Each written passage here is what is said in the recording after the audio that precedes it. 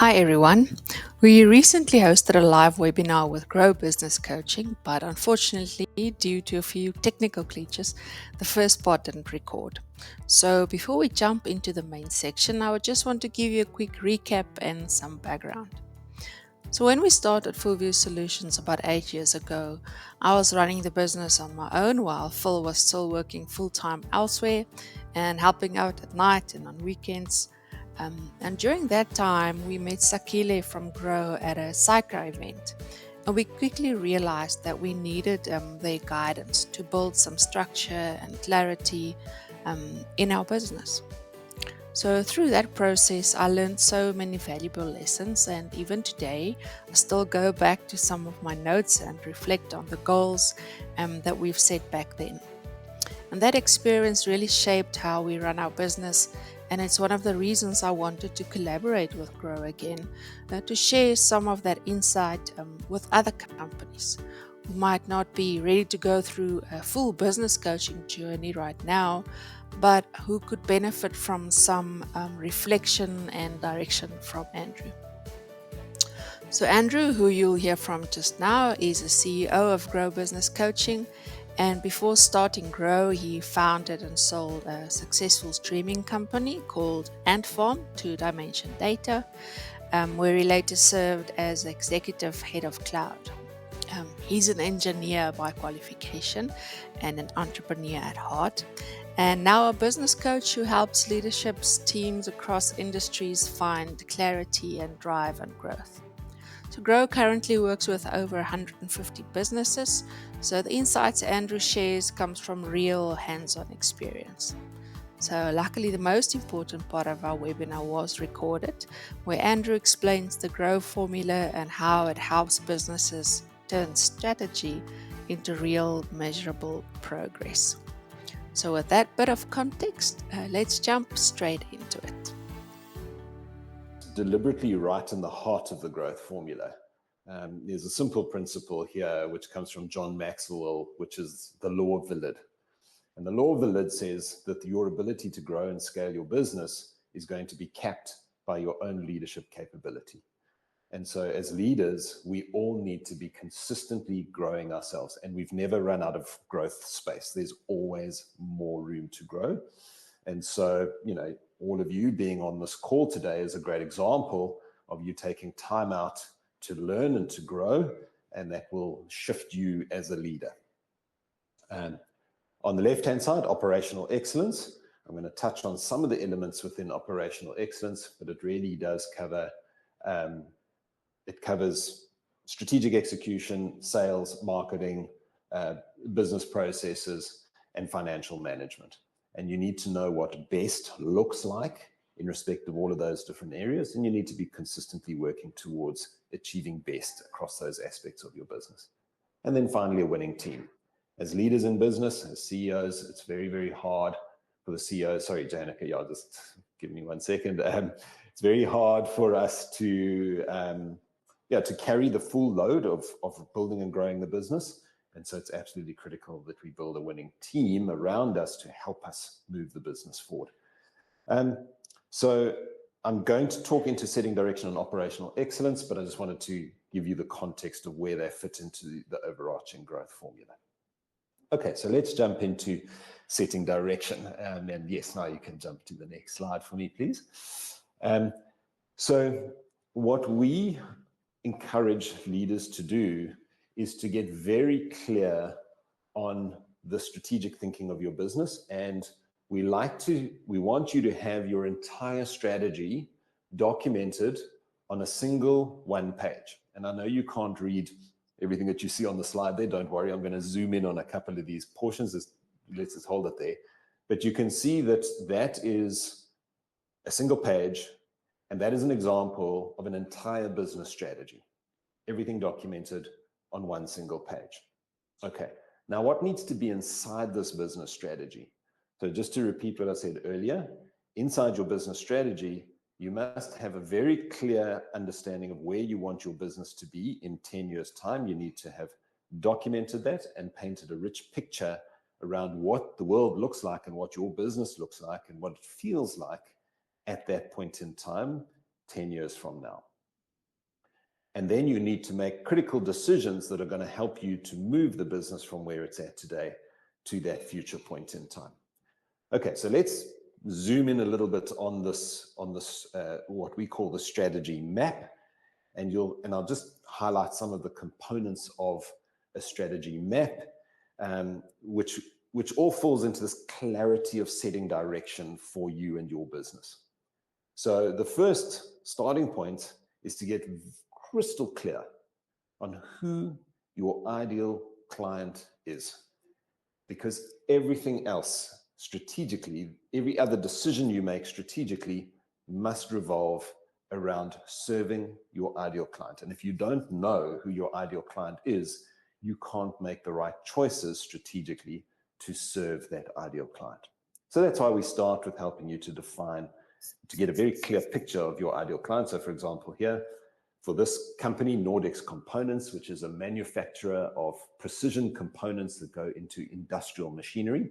It's a fictitious company that we just use to illustrate these principles. Their ideal customer would be a pragmatic, growth-minded, under-resourced person who needs a dependable partner that can simplify complexity and help them scale without compromising quality. So I've got a very rich picture of who this person is and what this person needs. From there, once we're clear around who our ideal customer is, you can go to the next animation, Johanika. We can then start to define the culture of the organization that we're wanting to create using core ideology, starting with why do we exist? And ultimately, why we exist has to be to serve the customer. And then the core values. Sorry, we'll mute the guest just now. Some background noise. Thank you. And then the core values, which are the behaviors that we will not compromise on when it comes to serving the customer and when it comes to how we interact with each other internally in our organization. It's very, very powerful for you to define these culture elements of why we exist as an organization and the core values that direct all of our behavior. Then we can jump to the next animation. So the next element of your strategy is what we call the strategy cascade. And there's 5 questions that you need to answer to create a very powerful strategy for your business. And I'm not going to go through them all in detail. I'm going to quickly describe them to you. The first question is, what is our winning aspiration, or our big, hairy, audacious goal? And that's that idea of 10 years from now, where do we want our business to be? And we must be able to measure that. It tells us that we've arrived there, and we must paint a rich description of what the world looks like once we achieve that ultimate goal. Having defined our long-term goal, we've got a clear anchor point that we're working towards. Now we must decide where will we play, and that is defining our sandbox. And inside our sandbox are who are the customer segments we service, what products or service do we sell to them, what geographies do we find them in, and what channels are we going to use to access those customers. Those 4 decisions need to be made. Once you've chosen your sandbox, your next question to answer is, given that choice of sandbox, how will we win in a competitive environment in the context of our competitors in the market? And here we challenge you as leaders to define a unique and valuable position for your business. In other words, what is it that you're going to offer to your ideal customer that is incredibly valuable to them? They want it from you. And how are you going to make it unique? Meaning that your ideal customer cannot get this incredible, valuable thing from anybody else other than you. And obviously then you're in a great position because you've got something very valuable. They can only get it from you. And this means that you can command appropriate pricing and appropriate margins for your business. The challenge that you're going to have, though, is that competitors will see what you're doing and they're going to try and copy you. So you need to then answer the next question is, what capabilities do we need to have in place in order to win? And you need to define a handful of core capabilities, 3 to 4 or 5 core capabilities, which are required to create that unique and valuable position that we answered in the 3rd question, how will we win? And then you need to have a look at these core capabilities, and you need to check how easy or hard would it be for your competitors to copy those capabilities. And what we're looking for is a set of capabilities that are difficult, if not impossible, for your competitors to copy. Because if you need those core capabilities to create this unique and valuable position, and it's extremely hard for your competitors to copy, now you've created, as Warren Buffett likes to describe it, a moat around your business. You can protect this valuable offering that is so unique that you're able to offer to your customers. Okay, and then you need to define those capabilities, and then you need to continuously work and build them out and make them stronger and stronger until you become best in the world at those core capabilities. And But that that's going to doesn't cost happen money. overnight. And it, thank you, Johanika. It doesn't happen overnight, which I'll talk to shortly. And it costs money and time and investment. And so you need to make sure that you understand your economic model, which is how does your business actually generate profits? So with those 5 questions, you'll see that there's arrows going up across from left to right across the top, and then from right to left across the bottom. And the reason for those arrows is that each of these questions they each influence and are dependent on the preceding and the following questions. In other words, you might find that you've defined a sandbox, but when you try and answer the question of how will we win, we actually can't answer that question because our competitors are too strong in that space. And so that might mean we need to redefine our choices of sandbox in order to create something that, in order to be able to build something that is truly valuable and truly unique. Or we might find that we're clear on how we win, but the core competencies that we need to build out are actually just impossible. We wouldn't be able to generate enough profits in the business in order to build out those competencies. So you need to keep working up and down this strategy cascade, figuring out the answers to all these questions until they all interlock and reinforce each other. And then you have got a powerful strategy for your business. So overarchingly, I've said 3 things under this category of setting direction.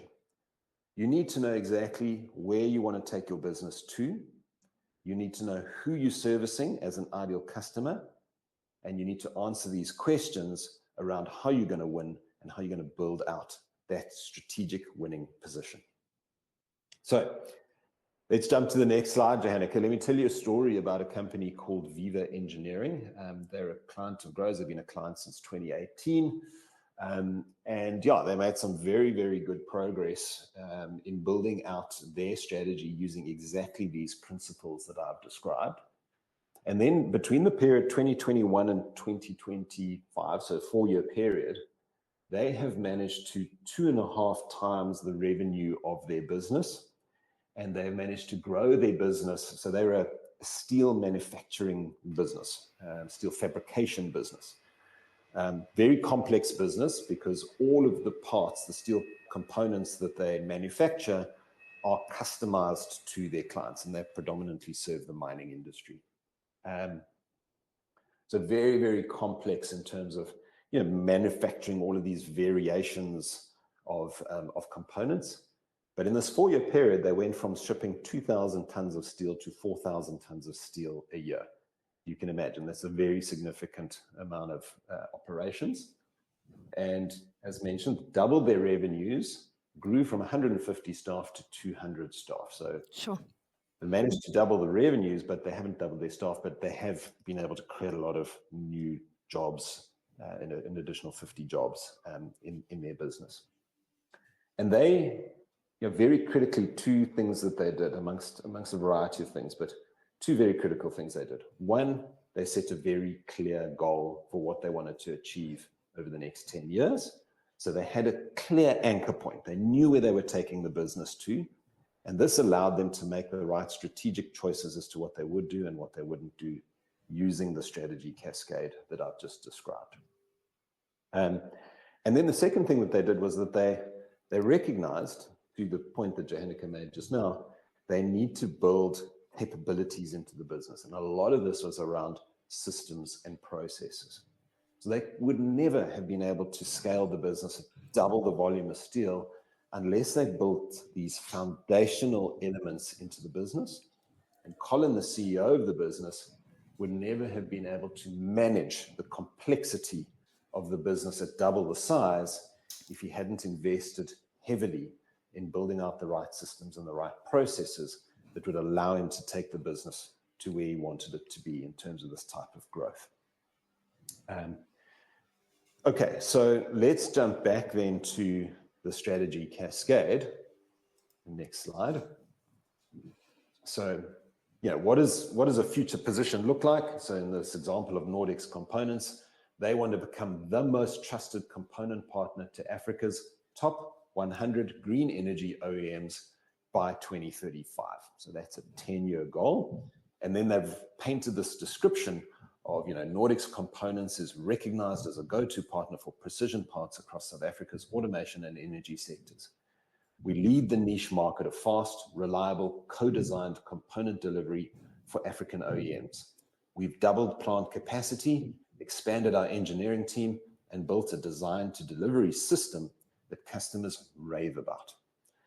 All right, so they're not there yet. This is not a picture of the reality of their business today.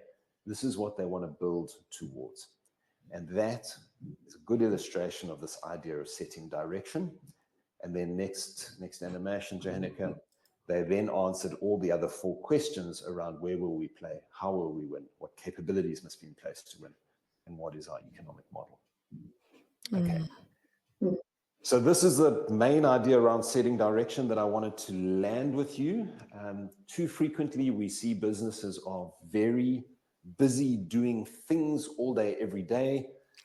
They just haven't painted a clear picture of where they want to be in the future. They haven't taken the time to make that decision, and they haven't taken the time to answer these critical questions that will move the business to that future point in time. And that's my big encouragement to you, is to take the time to answer these questions. I remember Sakili hammering on BHAG, BHAG, BHAG. You're having a big smile there, Johanika. Yeah, it was. Hopefully, it was powerful for you, and hopefully, if you don't, hopefully you've got a BHAG, or if you haven't, you're thinking about it, and you're getting clear on what that BHAG might look like. I mean, to share a quick one from my side, grow. We currently have 180 clients. We also have a 2035 BHAG, and our 2035 BHAG is to get to 2,000 to 3,000 clients with 400 business advisors across the team. Currently we're on 22, so we've got a long way to go. But we're clear where we're going, and all of our choices and everything we do is steered by where we want the business to be in 2035. All right, let's move on then. So the next topic that I want to talk to you about, we can go to the next slide, is operational excellence. And as I briefly mentioned to you, operational excellence, you can click the next animation, Johanika. Operational excellence includes these 5 elements: execution against strategy, sales management, building a marketing engine, financial management, and business processes. And today I want to talk to you about business processes and around strategy execution specifically. So let's click on to the next slide. So here's your starting point. All right, you can't scale chaos. This was a lovely quote that I picked up from a Vusi Tembakwayo podcast that I happened to be listening to the weekend before last. And I thought, this is exactly correct. And too many of us, we've got chaos in our businesses and we're wanting to grow, but the two just don't go hand in hand. So you need to move away from chaos. And how do you move away from chaos? You can go to the next slide. Is that you build business processes. You get very clear on all the aspects of your business that you can turn into processes, because you can go to the next slide, Johanika, because processes allow us to do things consistently and predictably and at scale. So how do you go about building business processes into your business and sort of moving towards this operational excellence in respect of business processes? Is use this idea of systematizing the routine and humanizing the exceptions. There's a lovely example of one of our clients who's an architecture firm. And, kind of them thinking around this idea of business processes as an architecture firm. Now, architects will see themselves as creators. They design beautiful buildings. So it's a creative process. And when we started saying to them, you need to build business processes into your business, they were initially quite hesitant and resistant to this idea. How do you make a creative process, a business process? But when we pushed them more on this, they recognized actually that there was quite a lot of things that the architects did that actually weren't creative. They were just absolutely routine. Like, for example, getting building plan approvals. There's one process for getting a building plan approval. There's a certain number of documents that you have to have ready.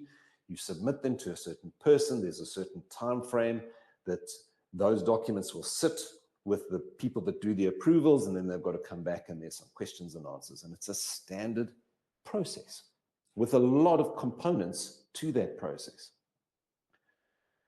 So that kind of got them thinking and bought into the idea of building business processes. And this was quite a long time ago. So it was in the old days when you still printed out a lot of your business processes on paper.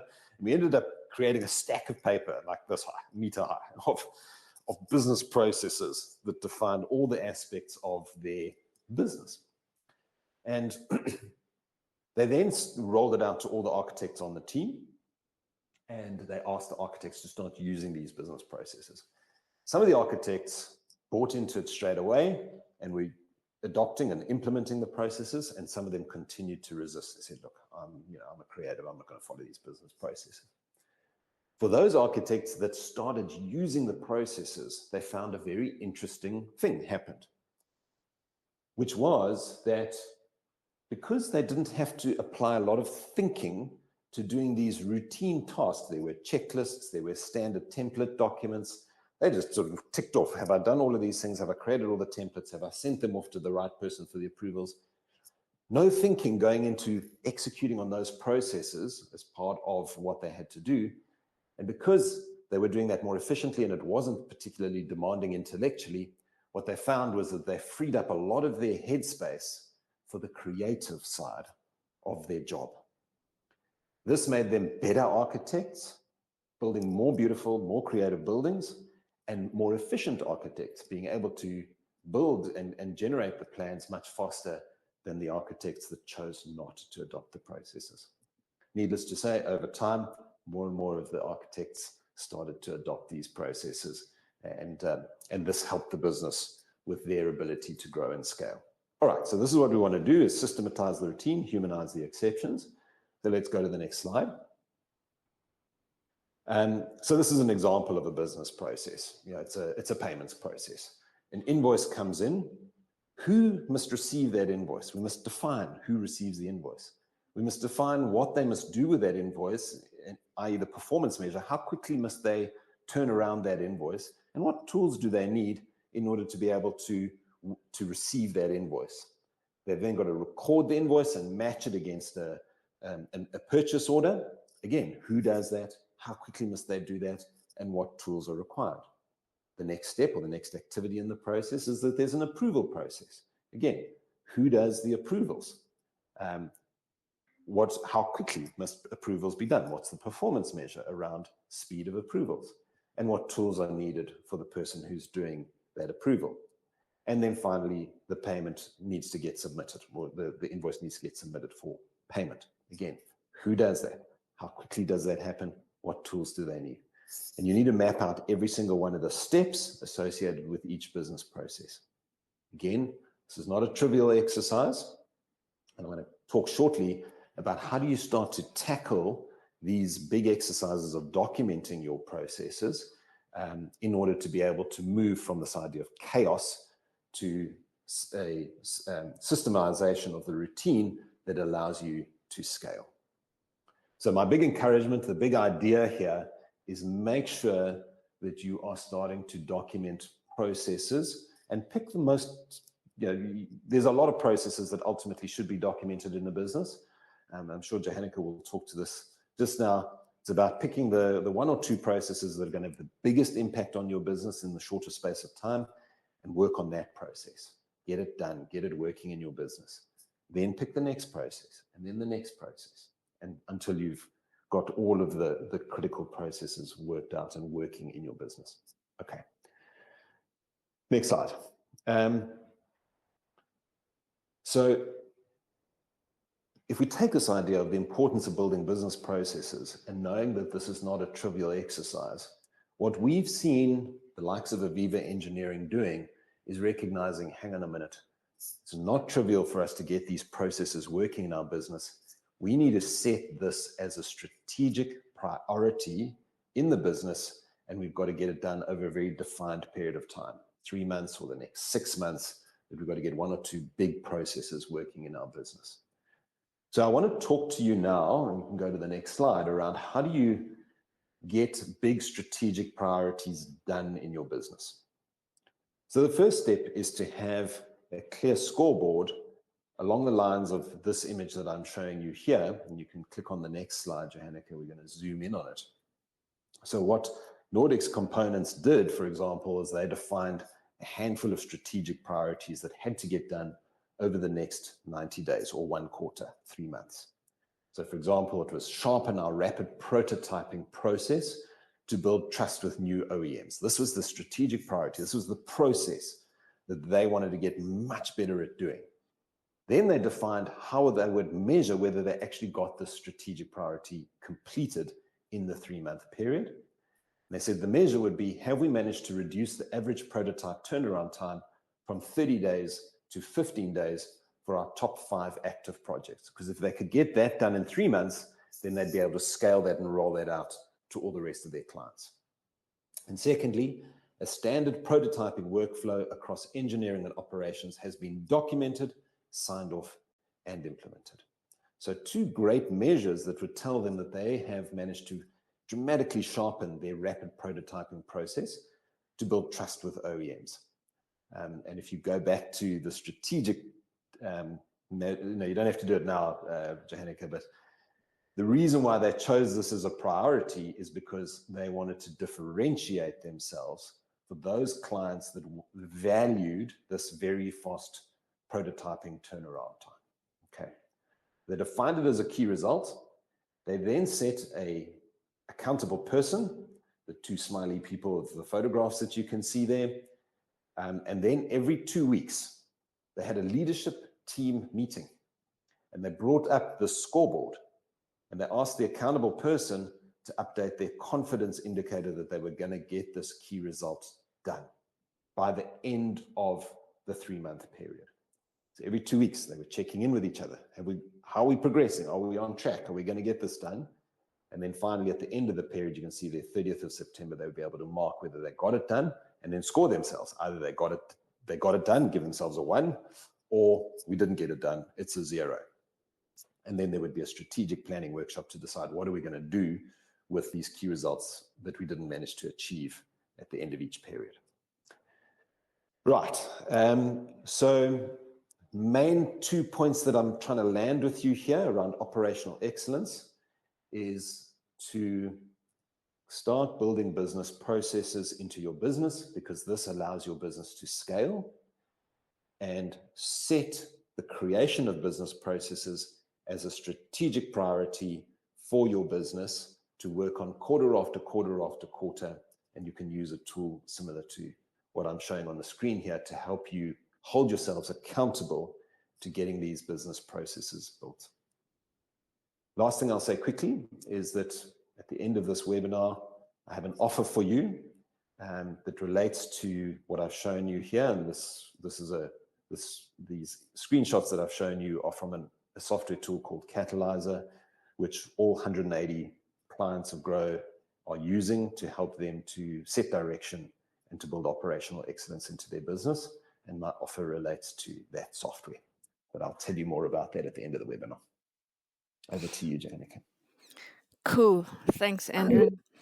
Yeah, a lot of what you said made me think about why I think we got a good connection, because often when we start with the implementation plan for Bitrix at a customer, we'll say, where's your business processes? And I think 1% of them will have it. to give it to us. And then, as like you said about you can't scale chaos, I can't automate chaos either. So I can't. Then you just have automated. If you automate a mess, you've got an automated mess.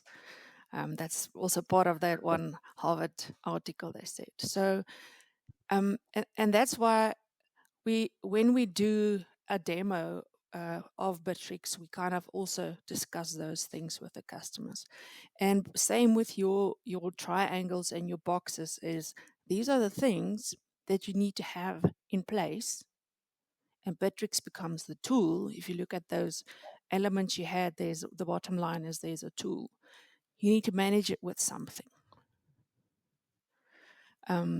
And these are the 7 systems framework. Afterwards, we will share the links to the articles that we used to put this together. But for today, I'll just focus on the lead management part and the sales pipeline part because we don't have enough time to talk about everything. I mean, the same with you, Andrew. We can't do everything all at once. So looking at the sales pipeline and the lead management, getting those leads in and also having a process for it and then running it through the rest of the flow of all those business processes that you spoke about. So to summarize, Bitrix is it's quite difficult because it's got so many components. Like your scorecard app that you have, a business has got its accounts, its planning, it's all of that. And then the idea is to keep it all together in one. And I can truly see the value of your app, even for us, to say, are you measuring and managing your goals? And the same thing using Bitrix for your sales and customer retention and all of that. And I like to use this picture when I start with a Bitrix demo. So it's my picture that I made. We need to make sure that these main departments or puzzle pieces in this case are connected, because that's a recipe for disaster we also see with a lot of our customers. We do this meeting with the sales team. Yes, they've got this perfect plan, but only half of them, the other half of the sales team, are not on the same page. And then when it needs to go to operations, they don't have a clear handover of what's next now. So that's why I say before we implement Bitrix, we do a little bit of business coaching, not as much as you do, because I need this. It's not a magic bullet that I say, install, there you go. So that's a big part of what Bitrix allows you to do, is in that operational excellence, you need a tool to measure it and to do it and to track it, and focusing on all 4 of these puzzle pieces. So for today, I want to have a look at a little bit of this. So getting those new customers in. So you sort out the processes and then you get those new customers and take them through the pipeline and make sure you reach your revenue goals. But the rest, you can do all of it in Bitrix. So I asked ChatGPT to make me a little picture. Okay, I'm going to just jump to that slide now, and then I'll come back. So I don't know who feels like this a lot of the times. You've got all these channels pushing communication and info and to you where you don't always know where everything is and how do you find it and where is it. And that's where Bitrix comes to play, is to see, okay, how am I managing all of this to get to that goal that you're setting, Andrew, that I know that there's that formula of growing by so many customers and growing your revenue by that, to make sure that you're doing that, that you're not dropping the ball. And in our case, these are the comm channels that I'm dealing with every day. And I'm sure most of you on the calls got the same thing. There's phone calls, there's emails, there's all the WhatsApps coming in, there's your website inquiries, there's all the Meta and Facebook and other social media inputs. So if I keep that together in one place, it's easier for me to manage it. Like this morning, I wanted to send an email to a customer. His name is Pabalu. I know I've got a lot of Pabalu customers. So then I can just go to my Bitrix and find the customer, and then I can find any of these comms to know this is the history of what's been happening. Or Jessica's been talking to them. She did the phone call, whatever. So I'll have it all together. And that's kind of like what I want to focus on now is how can you manage these comms so that everybody's on the same page. Here's what happens. Somebody sent me a WhatsApp. It's on my phone. Now Phil needs to know what's happened. He doesn't know because he doesn't have my phone. Whilst if it's in Bitrix, it's easy for him to open it up.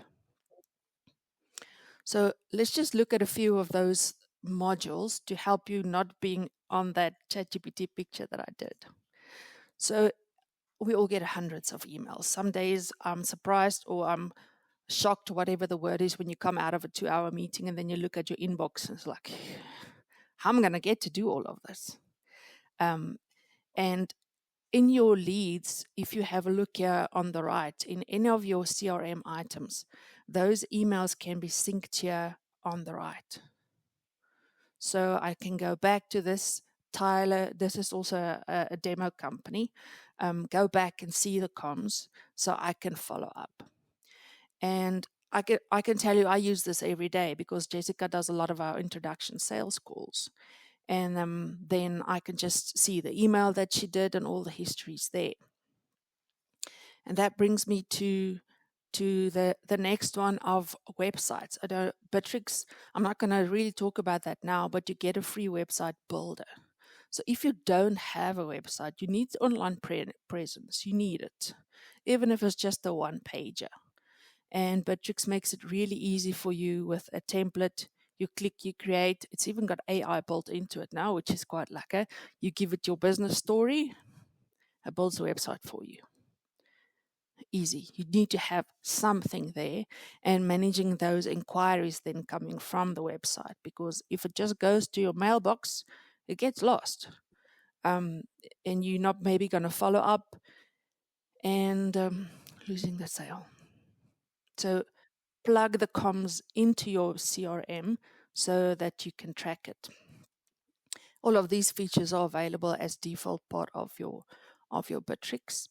And then forms to get information. So like you guys registered for this webinar, you can build a gazillion, I don't know if there's a limit on the number of CRM forms, is what it's called in Bitrix, online forms, to log inquiries, to do registrations for webinars.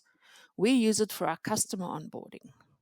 So those of you that are our customers already, you'll know that if we're signing up a customer, now I need your VAT number and I need your company registration and all of that. So instead of me asking you, mail it to me, it's easier. I send you an email with a link where you complete this and then your company profile is updated. Because later down in the process, Phil needs to do an invoice and then he's going to be very upset with me if he doesn't have the VAT number because he can't do the invoice. But if I send that email to the customer, once again, everything feeds into one central system.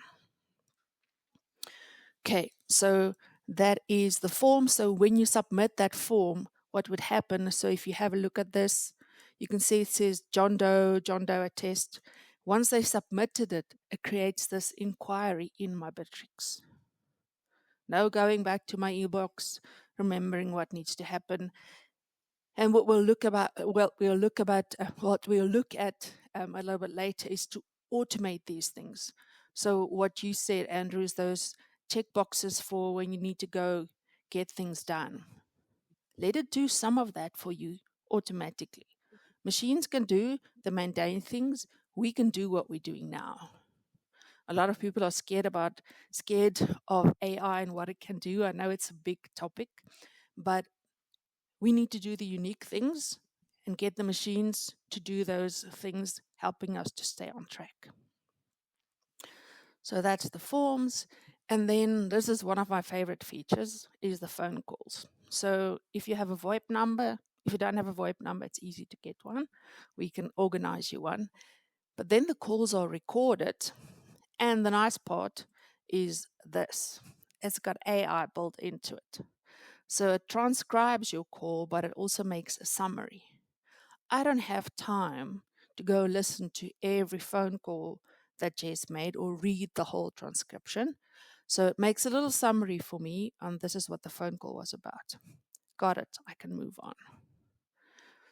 That's another one. I can't remember 3 days back if Andrew called me about a quote that I had to send. I can't remember the detail, but I can go back there quickly and listen to the phone call or look at the summary.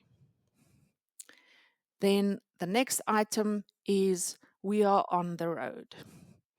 So the collab, I called it collab, I didn't know what else to call it, is like we go to business, small business meetings. I see somebody there, give me your business card quickly, and then in the car it gets lost, I misplace it or whatever. So you have either your app, or if you are on your laptop, that's why I have both images there. I open up my app and I capture that there so it doesn't get lost. So everything on the go into one system once again. And then WhatsApp. I get a gazillion WhatsApps like emails. I don't know if you have the same thing.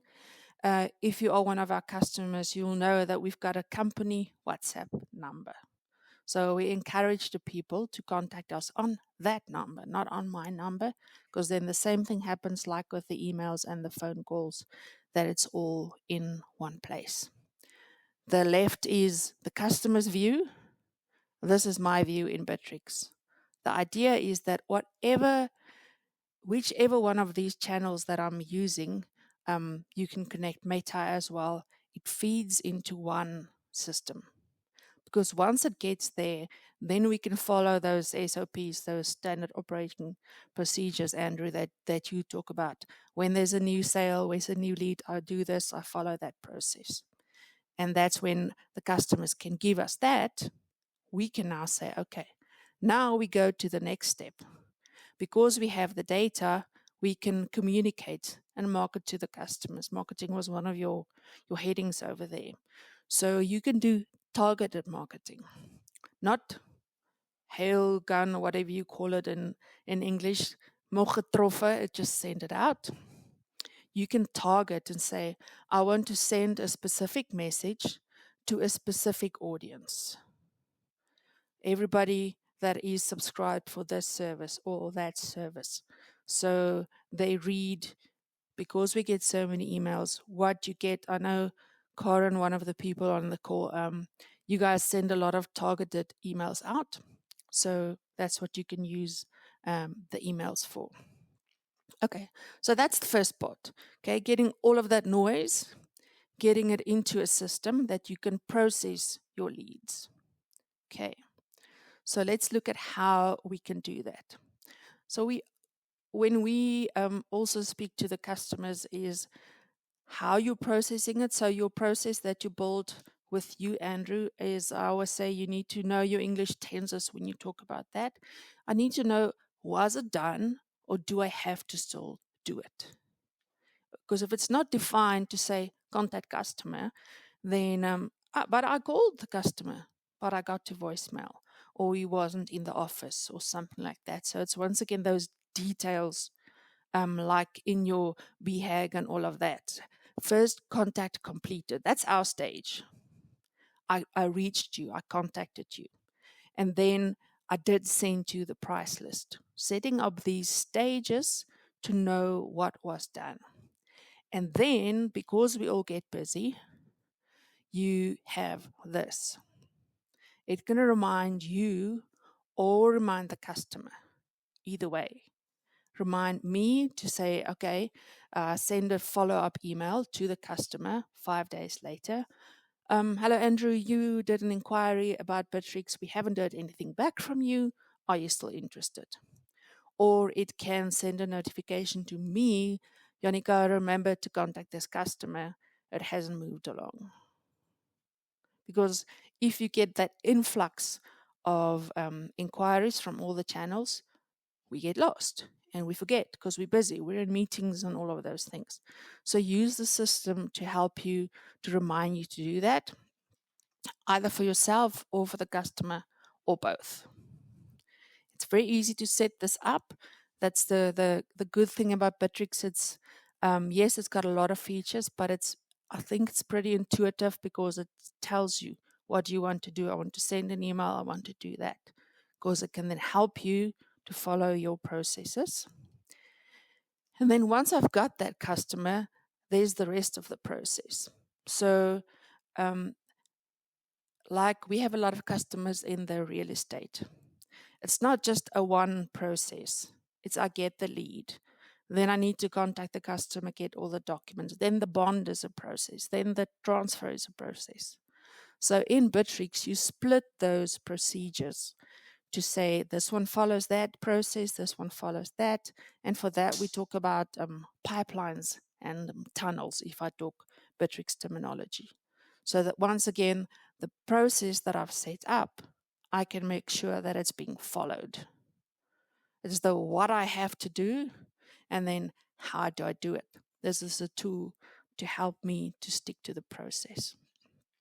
Unique for every business.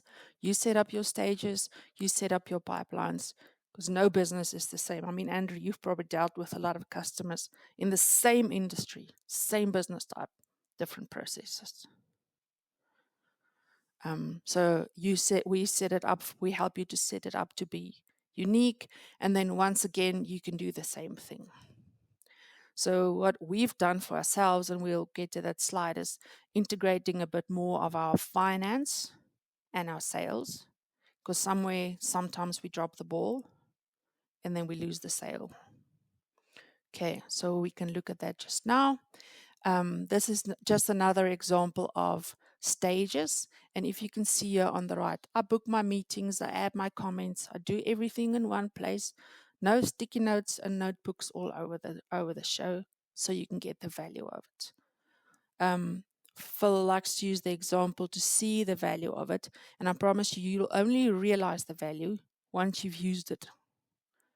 I had to do a demo or the other way around, and then there was a crisis, and Phil had to go do it.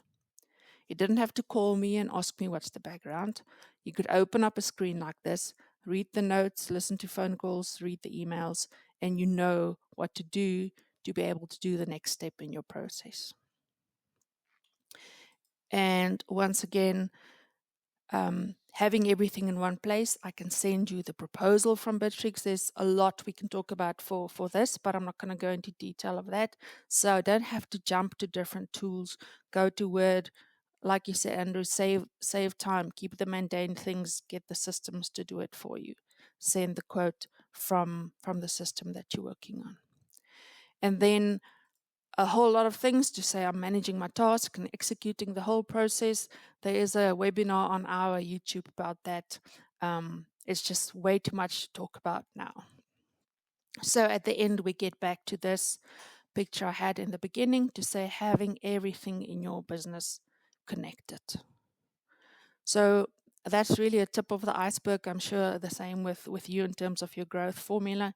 It's not enough time to explain everything, but how your processes links to Bitrix, plan it and execute it. So I don't know, is there any questions from the audience or any, so you can pop it in the chat, or if there's anything else you want to add, Andrew?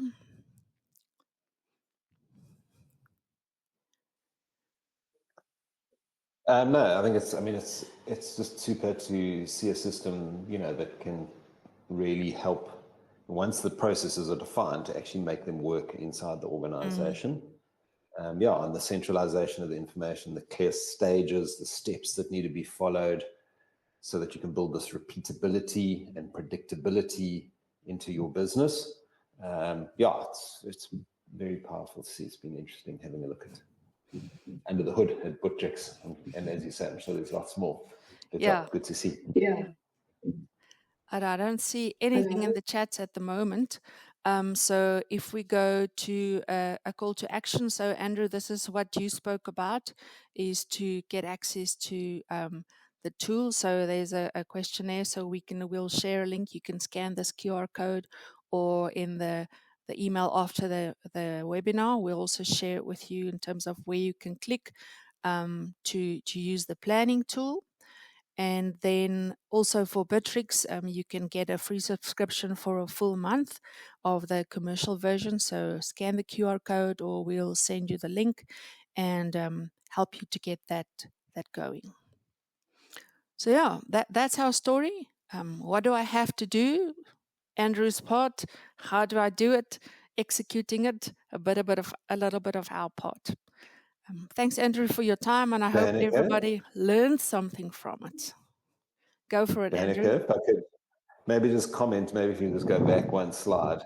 So yeah, this is my offer to you. We have taken this tool, Catalyzer, which, as I mentioned, is used by 180 businesses to help them with the idea of setting direction and with building out strategic execution plans. And we have built a version of this tool, which is called Catalyzer Essentials. And inside Catalyzer Essentials, you can get the strategy map, and you'll get a set of tutorial videos that will help you to start to think through how do you answer the questions, and you can start populating your answers to the questions. You can actually get your entire strategy built out onto a single page. And you also get access to the game plan tool, which is the objectives and key results, which is where you set the strategic priorities and you hold your team accountable to executing on those priorities.